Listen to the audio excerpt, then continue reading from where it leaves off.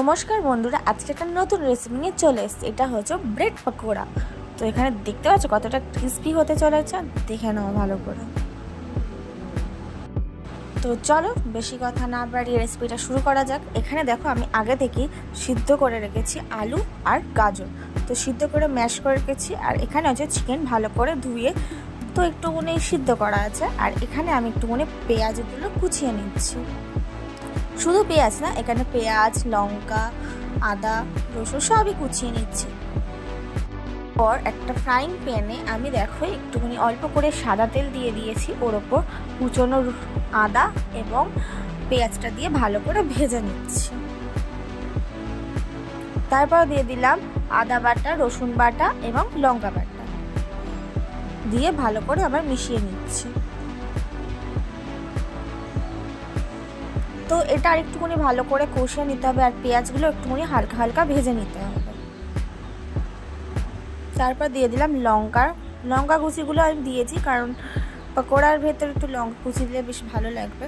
তো এখানে দেখো হলুদ গুঁড়ো দিয়েছি, তারপরে দিয়েছি জিরের গুঁড়ো, নুন,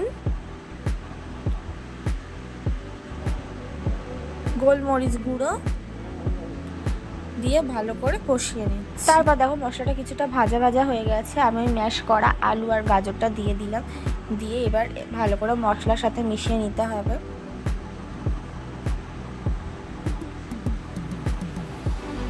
এটা একটু ভালো করে মিশিয়ে নিয়ে তারপর আমি এখানে দিলাম চাট মশলা। তো চাট মশলা একটুখানি বেশি করে দিচ্ছি যাতে খাবারের টেস্টটা একটু ভালো আসে। তোমরা তোমাদের পরিমাণ মতো দিতে পারো।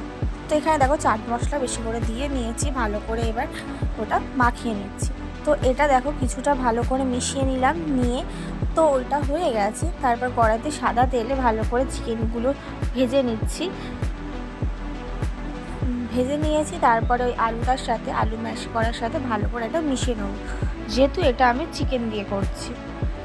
তো তোমরা যদি এমনি করতে চাও তো চিকেনটা না দিতেও পারো, শুধু আলু আর গাজর দিয়ে বা নানা রকম ভেজিটেবলস দিয়ে করতে পারো। এখানে দেখো এবারে পাউরুটি নিয়ে ভালো করে আমি বেলুনির সাহায্যে একটুখানি বেলে নিলাম। তারপরে দেখো ওটা একটা পুর করে নিয়ে ভেতরটা এরকমভাবে দিয়ে নিলাম। তারপর দুটো হাতের সাহায্যে ভালো করে চেপে সেটা মুড়ে স্যান্ডউইচের আকারে দিয়ে দিলাম। দেখেছো, এরকম করে আমি অনেকগুলো করে নিয়েছি। তো ব্যাটারটা বানাতে হবে। তো এখানে আমি আগেই ব্যাটারটা একটু বানিয়ে ভেজে নিয়েছিলাম কয়েকটা। তারপর আমি তোমাদের তাও দেখিয়ে দিচ্ছি। এখানে দেখো বেসনের ওপর কিছুটা পরিমাণে নুন, তারপরে গোলমরিচ গুঁড়ো, লঙ্কা গুঁড়ো দিয়ে, জিরের গুঁড়ো দিয়েছি।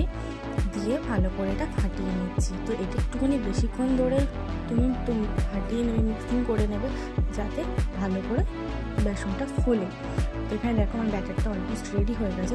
এর মধ্যে আমি এবারে স্যান্ডউইচটা ভালো করে চুপিয়ে ভালো করে আমি ব্যাটারটাকে মাখিয়ে এবার সাদা তেলে ভাজছি।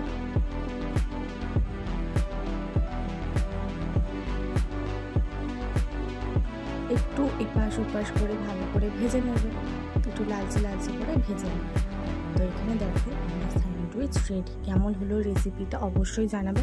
আর বাড়িতে করে খেয়ে দেখবে, অবশ্যই ভালো লাগলে সাবস্ক্রাইব করবে।